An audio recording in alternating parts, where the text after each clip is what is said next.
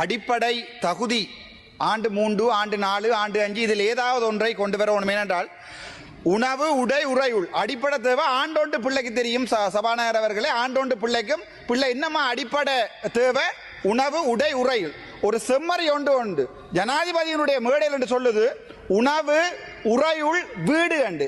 இந்த செம்மதிரி மாதிரியான பாராளுமன்ற உறுப்பினர்களை யாழ்ப்பாணத்தில் வச்சிருக்கின்ற என்பிபி கட்சிக்கு நான் சொல்ல விரும்புகிறேன், தயவு செய்து ஆண்டு 3, ஆண்டு 2 படித்த மாணவர்களையாவது உங்களோட கட்சியில சேர்த்துக் கொள்ளுங்க. வெக்கம்.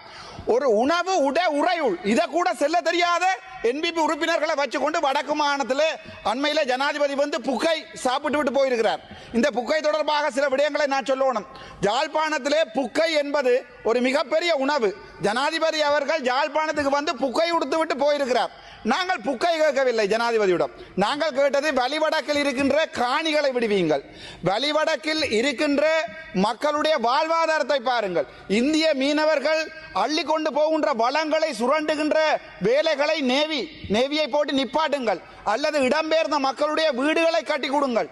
இன்று வரைக்கும் தன்னுடைய தந்தையை எதிர்பார்த்து கிடக்கின்ற ஒரு 12 வயது குழந்தையினுடைய ஆசை ஆனந்த சுதாகரனுடைய ஒரு முகத்தை வெளியிலே மக்களுக்கு காட்டுங்கள் என்கிற சின்ன சின்ன விடயங்களை தான் கேட்டுக்கொண்டிருக்கிறோம். ஆனால் இங்க சிலதுகள் புக்க சமைச்சு கொடுத்து கொண்டிருக்கிறது ஜனாதிபதிக்கு. வெக்கம்.